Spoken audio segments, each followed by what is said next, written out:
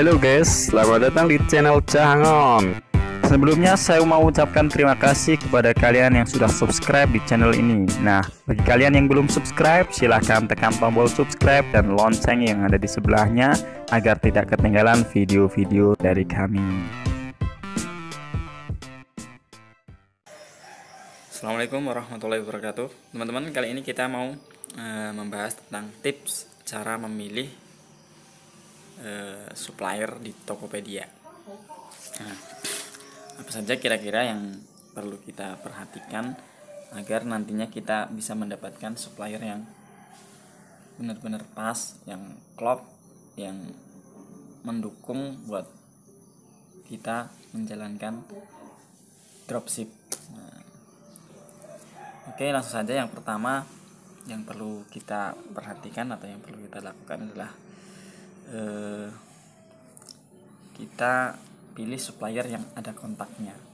Kenapa?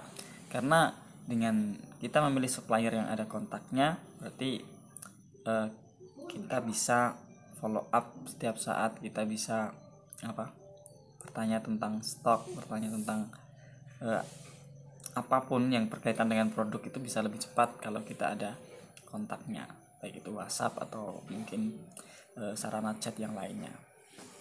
Adapun langkah-langkahnya bisa dilakukan seperti ini. Yang pertama, coba aja kita cari contohnya di sini kita cari supplier batik yang ada kontaknya bagaimana. Itu bisa kita cari baju batik di kolom pencarian, kita ketik terus kita search di mesin pencari. Nah, ketika kita udah ketemu seperti ini, udah ketemu, nah kita pilih salah satu yang kira-kira menurut kita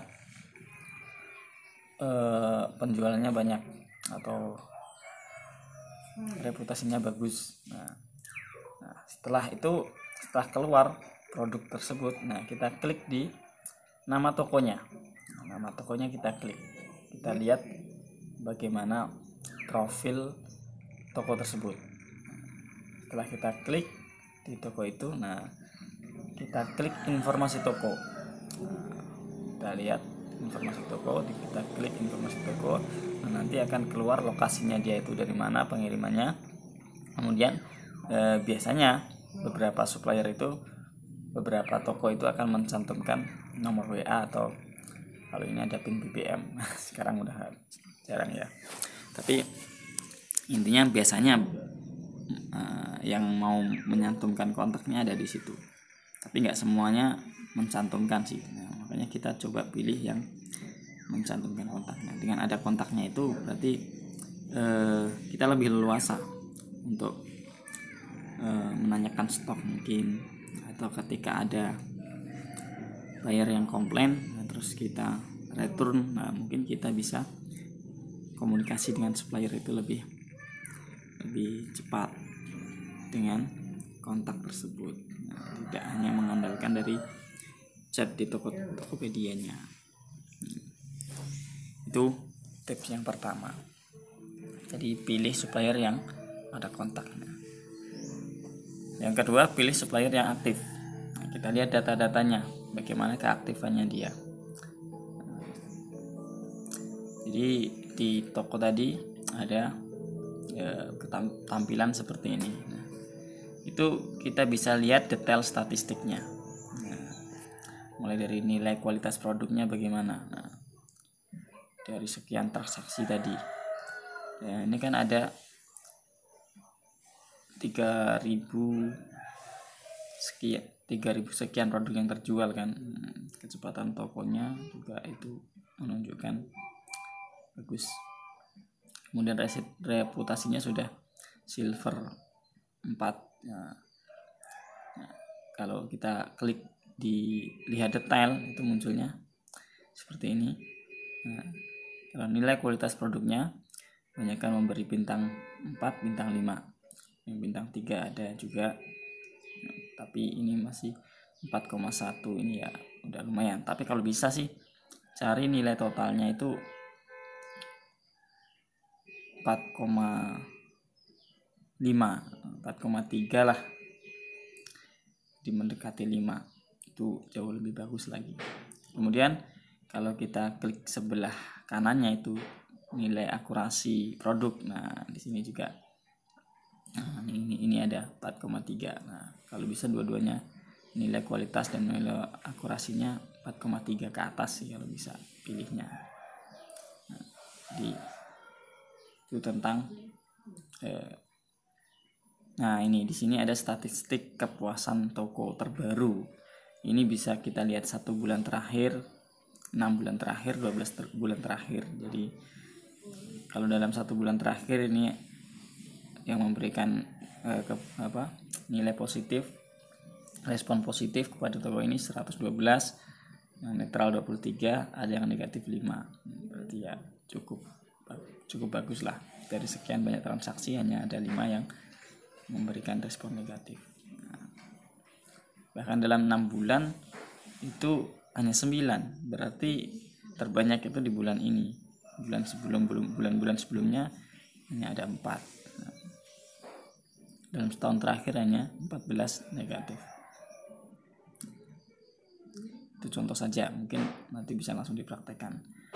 Kemudian ada statistik transaksi suksesnya 160 transaksi dalam 1 bulan. Bisa kita lihat 3 bulan bagaimana, 12 bulan bagaimana. Nah, ini rata-rata suksesnya 95,6%.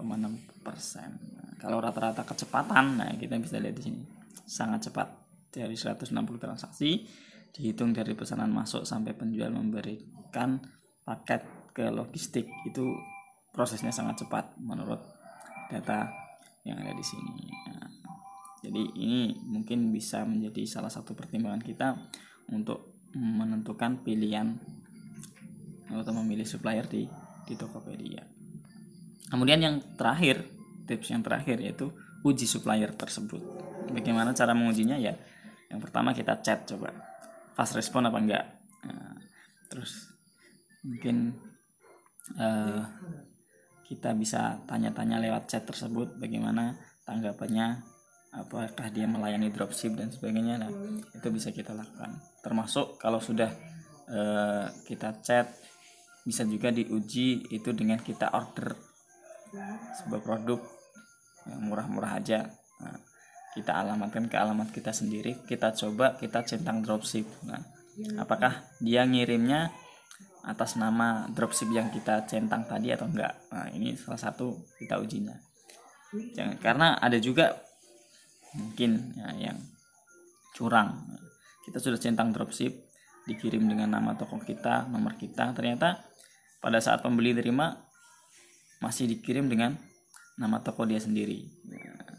Berarti dia kurang bisa dipercaya sebagai supplier. Nah, makanya perlu kita uji. Termasuk mungkin kita juga bisa uji kualitas produknya. Jadi beberapa produk mungkin bisa kita order ya, termasuk dengan cara tadi kita centang dropship dengan nama toko kita, nomor kita, kirim ke alamat kita sendiri, mungkin dengan nama istri alamatnya, terus dropshipnya nama kita. Nah, biar tahu oh benar-benar dikirim dengan nama kita misalkan, berarti memang dia supplier yang cocok. Nah, nanti terus komunikasi selanjutnya bagaimana, nah itu bisa kita uji dulu supplier itu supaya kita tahu benar-benar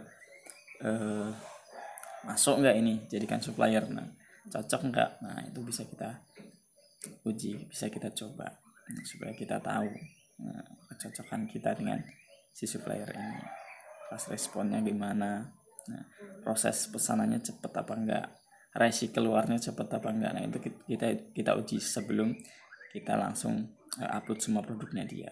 Nah, kalau sudah klop, nah silahkan baru kita action. Kita